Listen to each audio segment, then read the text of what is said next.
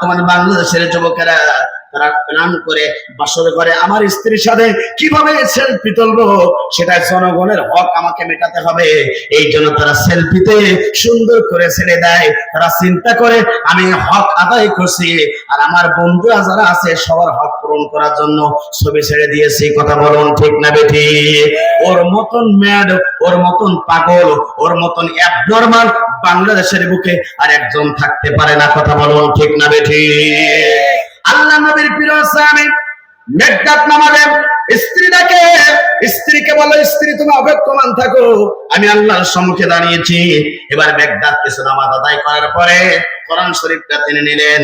সূরা রহমান পড়া শুরু হয়ে গেল, সূরা রহমান পড়া শেষ হয়ে গেল, সূরা ইয়াসিন পড়া শুরু হয়ে গেল, সূরা ইয়াসিন পড়া শেষ হয়ে গেল, সূরা মুলক পড়া শুরু হয়ে গেল, সূরা মুলক পর্যন্ত শেষ হয়ে গেল। স্ত্রী আর তার যৌবনের তারুণ্যে বাসর ঘরে ছটফট করে, আর স্ত্রী মেঘদাতকে বলে, আমার স্বামী, জীবনে আজকে রাতটা চলে গেলে আমার জীবন থেকে সবচেয়ে অখুশি হয়ে যাব।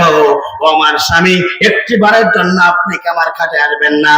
আল্লাহ নবীর প্রিয় স্বামী মেঘদাত বলল, ও আমার স্ত্রী, তুমি শুনে রাখো, আমি কোরআন তেলাওয়াতে যতটা মজা পেয়ে গেলাম, নামাজে তো মজা পেয়ে গেলাম। ও আমার স্ত্রী, তুমি অপেক্ষমান থাকো, কিছু সময় পরে তোমার সাথে আমার সাক্ষাৎ হবে। একবার জোরে জোরে বলুন আল্লাহু আকবার। মেঘদাত রাদিয়াল্লাহু তাআলা কোরআন পড়ে, তার ভালো লাগে, মজা লাগে। তিনি নামাজ পড়ে আল্লাহর সম্মুখে হাজির নাজির জেনে পর্যাপ্ত পরিমাণ তার ভালো লাগে দেয়। আস্তে আস্তে করে সময় তো অতিবাহিত হয়ে গেল। হঠাৎ করে আমার বন্ধুরা, আল্লাহ নবীর প্রিয় সাহাবী মেঘদাত রাদিয়াল্লাহু তাআলার কানে ফজরের নামাজের আযানটা ভেসে আসলো। একবার জোরে জোরে বলুন আল্লাহু আকবার। আমার বন্ধুরা, বিশ্বনবীর প্রিয় সাহাবী মেঘদাতের কানে যখন সেই মসজিদের আযানটা পরিচালিত শুনে আসলো তার কানের ভিতরে, সঙ্গে সঙ্গে তিনি দেরি করলেন না, স্ত্রীকে বললেন, স্ত্রী, তুমি নামাজে দাঁড়িয়ে যাও, তুমি নামাজটা, ফজরের নামাজটা পড়ে নাও। আমি তোমার স্বামী, আমি নামাজটা আদায় করার জন্য মসজিদের নববীর দিকে রওনা দিলাম। ও আমার স্ত্রী, তুমি নামাজ আদায় করো, আমি পর্যন্ত নামাজের জন্য প্রস্তুত গ্রহণ করে রওনা দিলাম। আমার বন্ধুরা, আল্লাহ নবীর প্রিয় সাহাবী মিকদাদ রাদিয়াল্লাহু তাআলা তিনি নামাজটা আদায় করলেন, আর তার নামাজ আদায় করার জন্য মসজিদের নববীতে চলে গেলেন। আমার বন্ধুরা, বিশ্বনবীর ইমামতিতে নামাজ সব করে সমাপ্ত হয়ে গেল।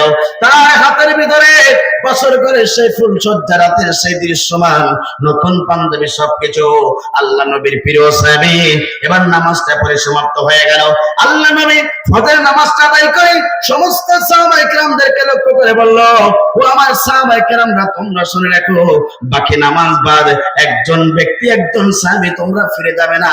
আমি তোমাদের সাথে আখিরি জামানার নবী কিছু কথা বলতে চাই। একবার জোরে জোরে বলুন আল্লাহু আকবার।